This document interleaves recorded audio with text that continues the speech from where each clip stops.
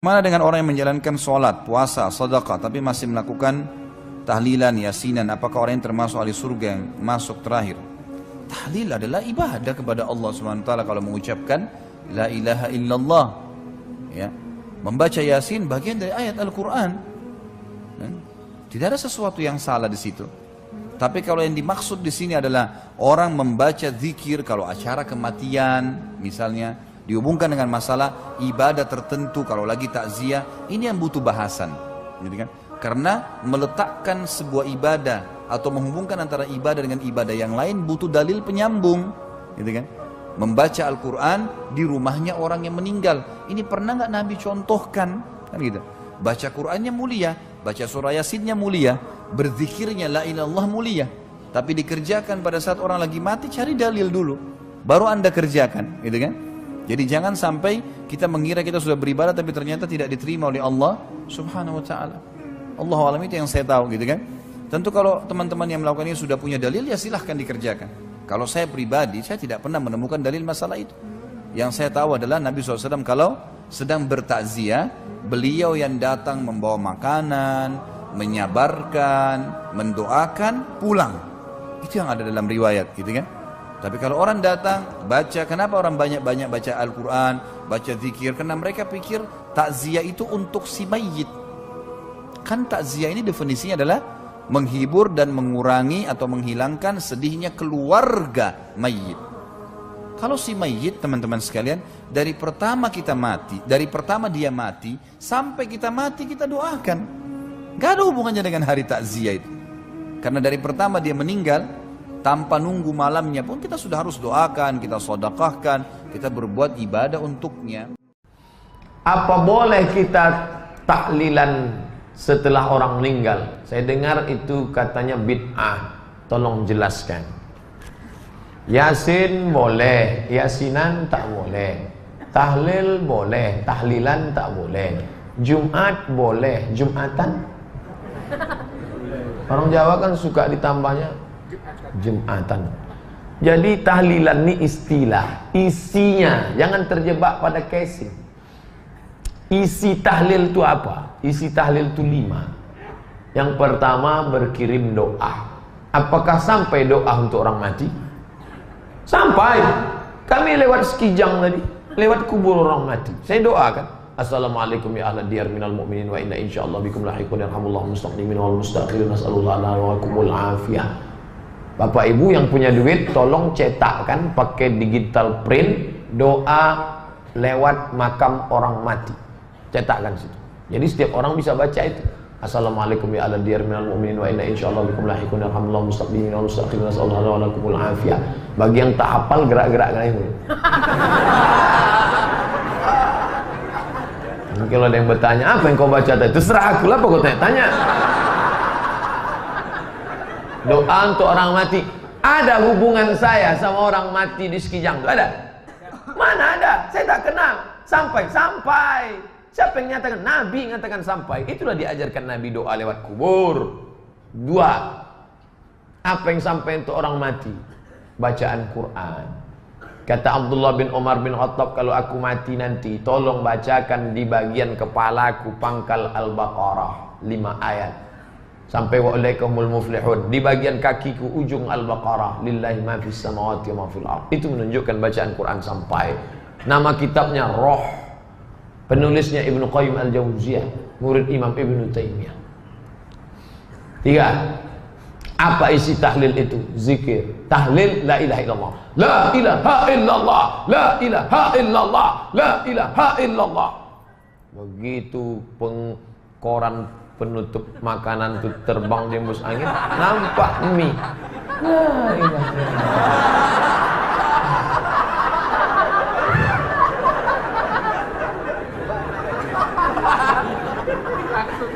Apakah sampai tahlil itu saudara orang mati? Sampai. Mana dalilnya?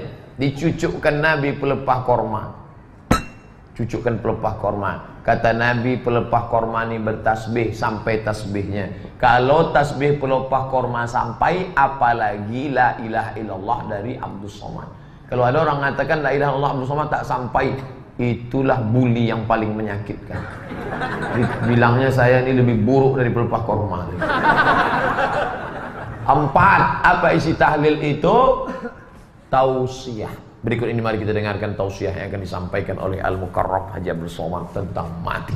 Bapak Ibu Saudara sekalian, tadi baru saja kita mengantar jenazah. Malam ini kita merenung mati sejenak. Kita menggunakan mati. Mana ada orang kaya-kaya yang pelit di situ diarahkan. Mati, Pak.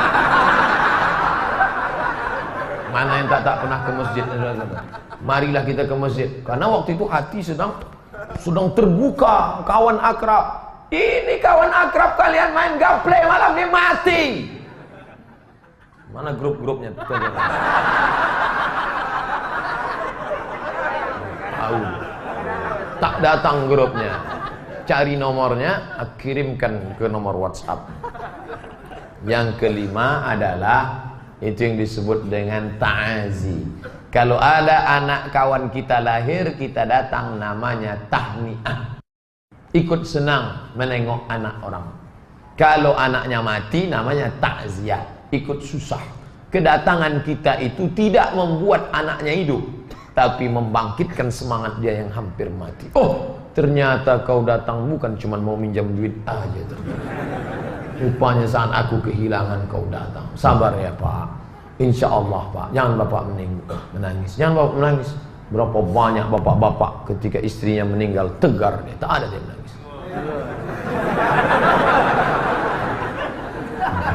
Ustadz giliran ini ceramah, yang diapanya bapak-bapak. Ya oke, kita balik. Betapa banyak ibu-ibu yang tegar kehilangan suami. Ibu tak menangis. Memang udah lama aku tunggu Pak.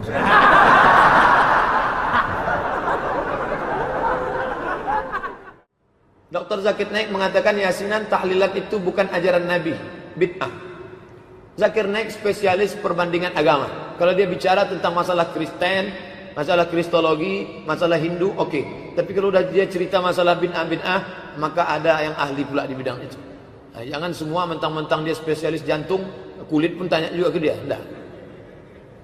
Bersinergi pertanyaan-pertanyaan, apa hukum mengadakan 3740? Tentang masalah bid'ah, 70 halaman saya bahas tentang bid'ah.